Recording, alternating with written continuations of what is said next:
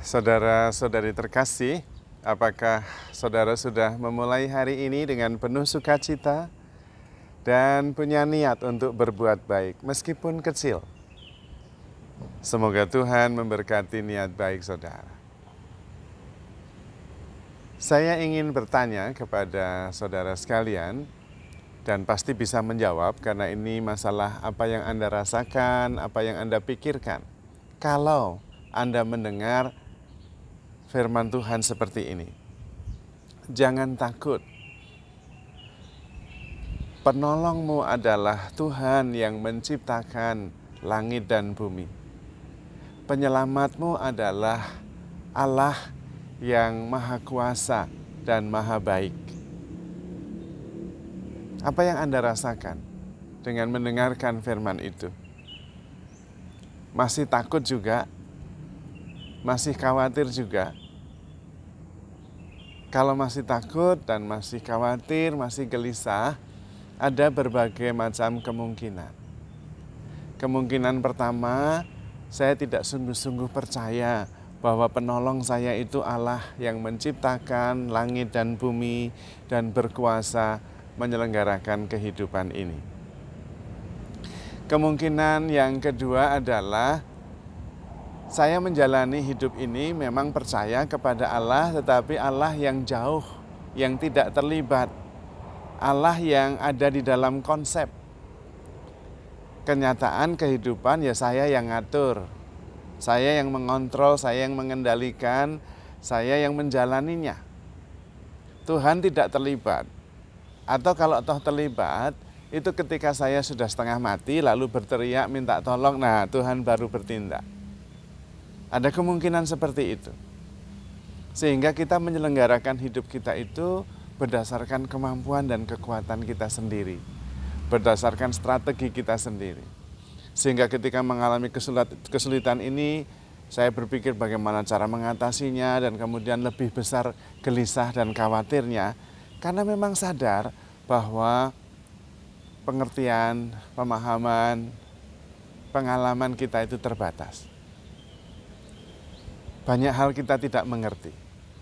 Dan karena itu membuat kita takut dan khawatir. Namun dengan kesadaran dan keyakinan bahwa kita ditolong oleh Tuhan yang begitu baik, sekaligus begitu berkuasa, kita nggak khawatir lagi. Yang perlu dilatih adalah meyakini bahwa hidup ini diselenggarakan secara bijaksana oleh Tuhan.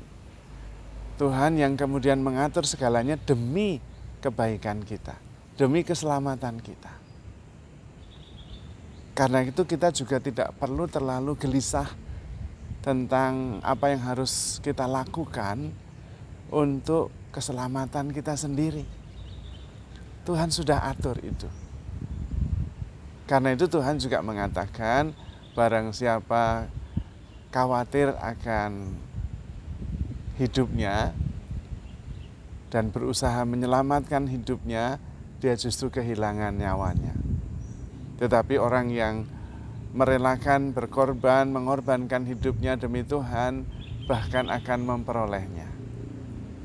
Maka yang paling penting justru bagaimana kita bisa berbuat baik, bisa menyelamatkan orang lain, bisa hidup demi Tuhan. Lalu hidup kita sendiri kita serahkan saja kepada Tuhan, dan Tuhan akan mengaturnya dengan bijaksana dan baik. Dan bukankah selama ini Tuhan sudah selalu seperti itu? Kenapa kita masih seringkali khawatir dan takut? Boleh secara manusiawi, boleh khawatir dan takut. Tetapi kemudian sadar bahwa saya adalah manusia yang dicintai Tuhan. Nah itu yang penting. Bukan hanya manusiawi saja. Oh takut itu manusiawi, khawatir itu manusiawi. Ya benar. Tetapi bukan hanya manusiawi. Kita adalah manusia yang dikasihi Tuhan. Orang berdosa yang diselamatkan. Nah jangan lupa yang bagian itu. Dicintai, diselamatkan, ditolong oleh Tuhan. Sehingga secara umum kita konsisten dan tenang, sadar bahwa hidup kita ada di tangan Tuhan. Khawatir tetapi cepat sadar. Gelisah tetapi cepat kembali menjadi tenang.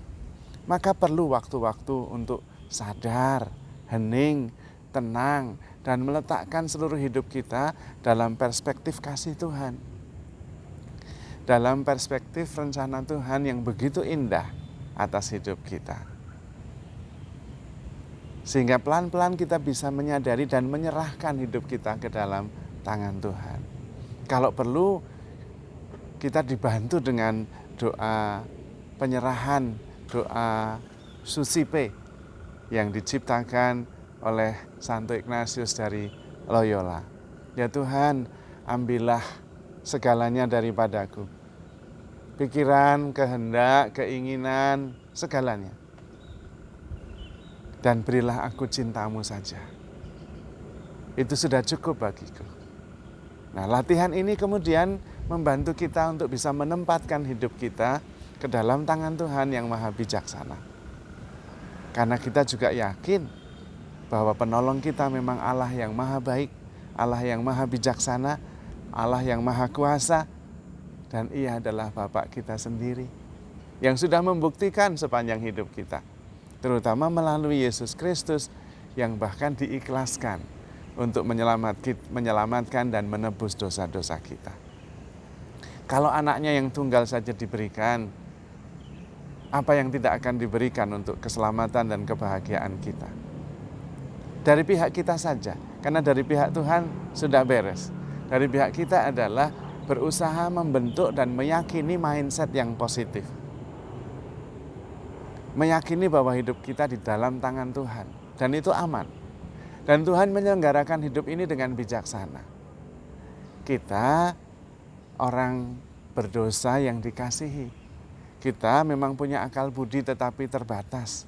Dan karena itu tidak boleh kita mengandalkan sepenuhnya hidup ini di tangan kita sendiri. Perlu di dasarnya ada keyakinan bahwa kita ada di dalam tangan Tuhan yang penuh kasih. Dan dari pihak kita yang paling penting adalah mensyukuri hidup ini dan mengisinya dengan sebuah buah-buah yang sungguh-sungguh bermanfaat bagi diri sendiri maupun juga bagi orang lain. Perjuangan utama dari pihak kita adalah menjadi versi terbaik kita masing-masing. Hidup sepenuhnya di dalam keyakinan akan kasih Allah, dalam bimbingannya, dalam kesempatan-kesempatan yang diberikan kepada kita. Dan kita kemudian bisa memberikan diri yang terbaik. Dan disitulah kemudian sumbangan kita begitu berarti bagi dunia ini. Maka jangan khawatir. Tuhan selalu mengasihi kita. Tuhan selalu menolong kita. Tuhan peduli. Dan seluruh hidup kita ada di dalam tangan Tuhan. Mestinya kemudian kita bisa fokus. Tidak khawatir tentang apa yang harus saya lakukan untuk menyelamatkan diri. Tetapi berjuang untuk memberi diri yang terbaik bagi sesama, keluarga, alam semesta, dan bagi Tuhan. Terutama karena kita sadar kita begitu dikasihi oleh Tuhan. Maka saudara-saudari terkasih, handle yourself with care because you are loved. Tuhan memberkati.